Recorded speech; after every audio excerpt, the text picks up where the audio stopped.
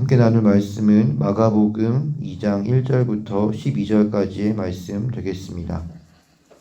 한 절씩 교독하겠습니다. 수일 후에 예수께서 다시 가버나움에 들어가시니 집에 계시다는 소문이 들린지라. 많은 사람이 모여서 문 앞까지도 예수께서 그들에게 말씀하시되 사람들이 한 중풍병자를 네 사람에게 메워 가지고 예수께로 올세. 우리들 때문에 예수께서 데려갈 수 없으므로 그 계신 곳에 지붕을 뜯어 구멍을 내고 중풍병자가 누운 사람을 달아내리니 예수께서 그들의 믿음을 보시고 중풍병자에게 이르시되 작은 자야 내 죄 사함을 받았느니라 하시니 어떤 서기관들이 거기 앉아서 생각하기를 이 사람이 어찌 이렇게 말하는가 신성 모독이로다. 오직 하나님 한 분 외에는 누가 능히 죄를 사하겠느냐.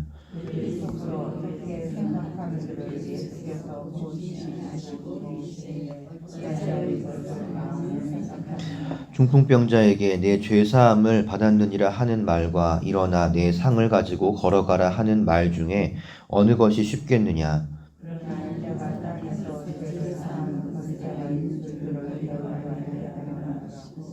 중풍병자에게 말씀하시되 내가 내게 이르노니 일어나 내 상을 가지고 집으로 가라 하시니 그가 일어나 곧 상을 가지고 모든 사람 앞에 나가거늘 그들이 다 놀라 하나님께 영광을 돌리며 이르되 우리가 이런 일을 도무지 보지 못하였다 하더라. 아멘. 우리는 3월부터 형통한 삶 월간지를 통해 성경 읽기, 묵상, 셀 모임 등의 경건 훈련을 하고 있습니다. 특별히 큐티의 생활화 그리고 셀 모임과의 연계성을 위해 형통한 삶 큐티의 본문을 새벽 기도와 금요 기도회의 설교 본문으로 사용하고 있습니다. 그러나 본 월간지의 큐티는 이 묵상의 내용이나 방법 면에서 그리 친절하지는 않습니다. 효과적인 말씀 묵상을 위해서 저는 본문 해설 그리고 본문에 나타난 예수님은 누구신가 그리고 본문이 우리에게 주는 교훈 또는 적용점 이렇게 세 부분으로 나누어서 말씀을 전하도록 하겠습니다. 예수님은 요단강에서 세례를 받으시고 성령에게 이끌려 광야에서 40일 동안 사탄의 시험을 받으신 후 이 본격적인 공생의 사역을 시작하셨습니다. 어부인 시몬과 안드레, 세베대의 아들 야고보와 요한을 제자로 부르신 후 하나님 나라 복음을 선포하시고 귀신을 내어 쫓고 병자를 고치셨습니다.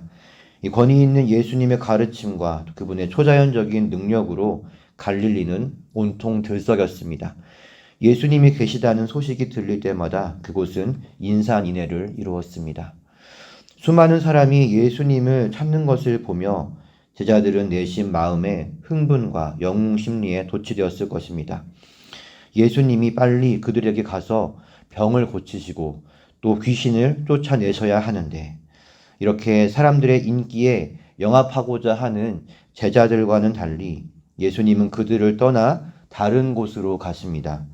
예수님은 하나님께서 자신을 보내신 이유, 즉 하나님 나라 복음을 선포하는 사명을 수행하시기 위해 오셨음을 분명히 하셨습니다. 이 내용이 1장 39절까지의 내용입니다. 더욱이 예수님은 당시 유대인들이 부정하다고 여기는 나병 환자를 만나 그를 고치셨습니다. 이 일을 아무에게 말하지 말라고 당부하셨으나 나병 환자가 예수님께서 치유하신 사실을 여기저기 알리는 바람에 예수님은 드러나게 동네에 들어가지 못하게 되었습니다. 여기까지가 1장 45절까지의 내용입니다. 2장 1절의 수일 후는 나병 환자의 치유 사건이 있고 며칠이 지난 시간을 의미합니다. 드러내고 다니지 않는 탓에 예수님에 대한 대중의 관심은 조금 사그라든 것 같습니다. 그래서 가버나움에 들어가시는 것이 그리 어렵지는 않았던 것 같습니다. 그러나 예수님이 계시다는 소문이 퍼지니 사방에서 사람들이 모여들었습니다. 그러나 여전히 예수님은 자신의 사명인 하나님 나라의 복음을 가르치십니다.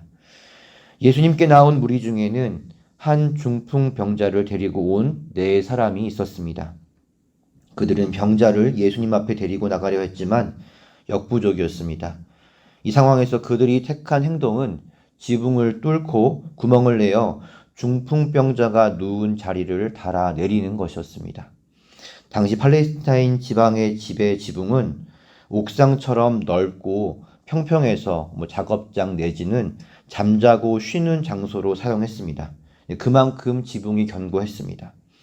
그들이 지붕을 뜯는다는 것은 오늘날로 따지면 망치로 때리고 굴삭기로 깨는 것처럼 요란하고 또 막대한 피해를 주는 행동이었습니다.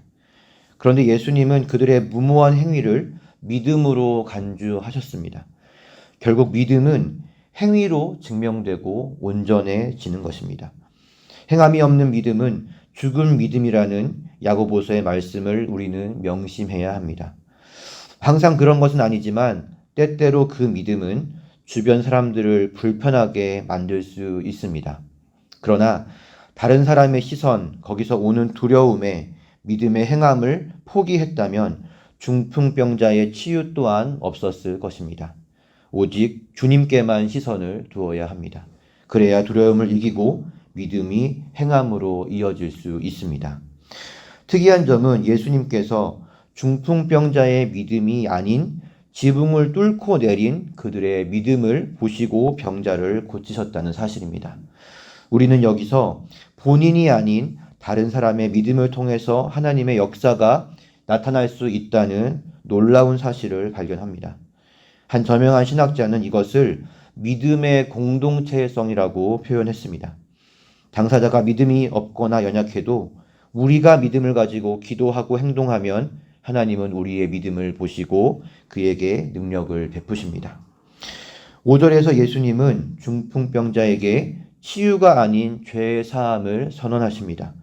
물론 모든 병이 죄의 결과는 아닙니다. 요한복음 9장에서 제자들이 날 때부터 맹인된 사람을 보고 누구의 죄 때문이냐는 질문에 예수님은 하나님이 하시는 일을 나타내기 위함이다라고 답하십니다. 하지만 당시 많은 사람의 통념은 질병을 죄와 밀접하게 연관지었습니다. 어쩌면 이 사람이 중풍에 걸린 이유는 정말 그의 죄 때문일지도 모릅니다. 예수님의 이러한 선언에 놀란 사람은 다름 아닌 그 자리에 있던 서기관들이었습니다. 7절 말씀입니다.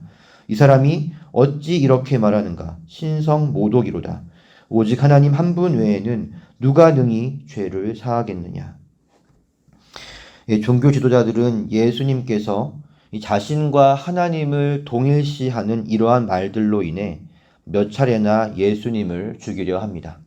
그리고 결국 이 죄로 예수님을 십자가에 못 박았습니다. 그러나 예수님의 이 발언은 신성모독이 아닙니다. 예수님이 바로 죄사함의 권세를 가지신 그리스도이시기 때문입니다. 그러나 그것을 믿지 못하는 그들에게 예수님은 이렇게 말씀하십니다. 중풍병자에게 내 죄사함을 받았느니라 하는 말과 일어나 내 상을 가지고 걸어가라 하는 말 중에서 어느 것이 쉽겠느냐? 서기관들에게는 죄사함을 받았다고 말하기가 더 쉬워 보입니다. 죄사함은 눈으로 보이지 않기 때문이죠. 그래서 예수님은 그들의 눈에 더 어려워 보이는 치유를 행하심으로써 죄사함의 권세를 가지셨음을 증명하십니다. 죄로 인해 발생한 질병, 그 질병을 치유하심으로써 그 자리에 있던 사람들은 예수님이 죄를 사하는 권세를 가지셨음을 보고 놀랍니다. 우리가 이런 일을 도무지 보지 못하였다. 치유의 기적들은 그 전에도 있었습니다. 그러나 이 땅에서 죄를 사하는 기적은 한 번도 보지 못한 일이었습니다. 그들의 눈앞에 계신 분은 능력 있는 한 선지자가 아니었습니다. 바로 인간의 몸을 입고 이 땅에 오신 하나님이셨습니다. 본문에서 나타나는 예수님은 어떤 분이실까요? 첫째로 예수님은 우리의 믿음을 통해 능력을 베푸시는 분이십니다. 예수님이 인정하시는 믿음은 행함으로 증명되고 온전해지는 믿음입니다.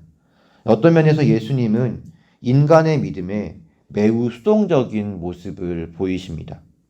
예수님께서 자신의 고향에서 가르치실 때 사람들은 예수님을 메시아가 아닌 요셉의 아들인 목수, 야고보와 요셉과 유다와 시몬의 형제, 다시 말해 평범한 인간으로 여기고 예수님을 배척합니다.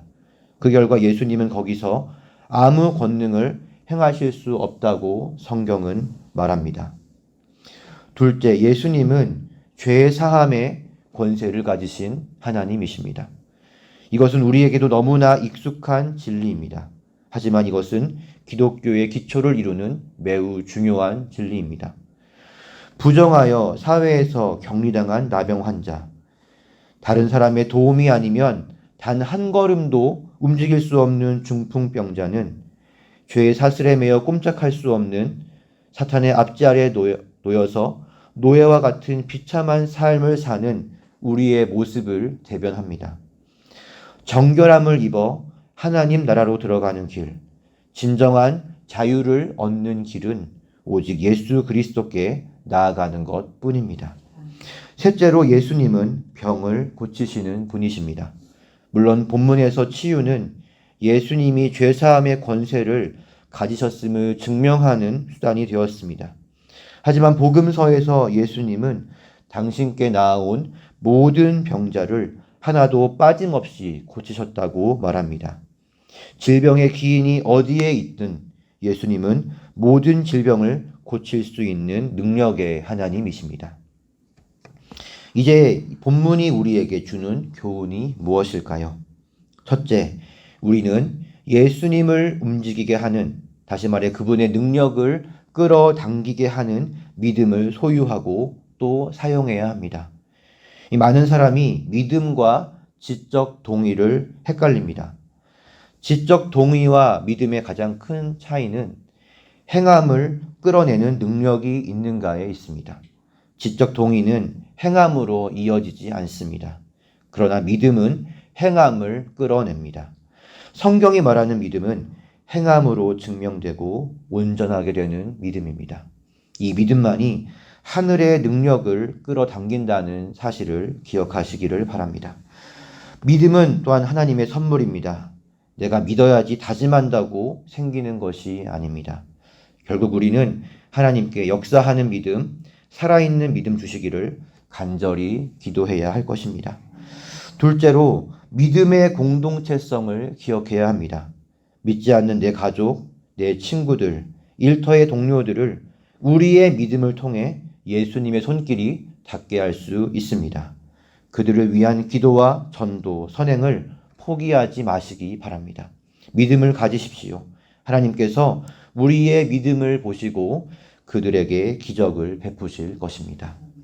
셋째로 우리의 상황과 감정에 상관없이 예수님께 나아가야 합니다.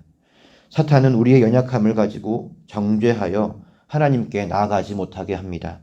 그 정죄감을 이기지 못하여 아직도 예수님께 나가지 못하는 사람들이 있습니다. 그러나 자유와 치유, 구원을 얻기 위해서는 오직 예수님께 나아가는 것 외에는 다른 길이 없습니다. 오늘 하루 믿음으로써 죄사함의 권세를 가지신 하나님의 아들 예수님께 나아가 자유와 치유, 위로와 용기, 그리고 하늘의 풍성한 공급을 누리게 되시는 성교회 성도님들 되시길 예수님의 이름으로 축복합니다. 기도하겠습니다. 하나님, 오늘 하루 말씀과 기도로 주님께 나아갑니다. 주님을 더 깊이 알게 하시고 그 주님을 더욱 사랑하고 경배하는 저희가 되게 하여 주시옵소서. 주님의 능력을 끌어당기는 살아있는 믿음, 행함 있는 믿음을 저희에게 더하여 주시옵소서. 우리의 믿음을 보시고 사랑하는 가족과 일터의 동료들 그리고 친구들에게 구원의 손길을 베풀어 주시옵소서. 우리가 알게 모르게 지어 하나님과의 관계를 멀어지게 만든 죄들을 뉘우칩니다.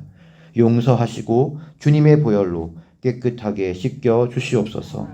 우리의 마음과 육신을 고쳐 주시옵소서. 진정한 자유와 해방을 누리게 하여 주시옵소서.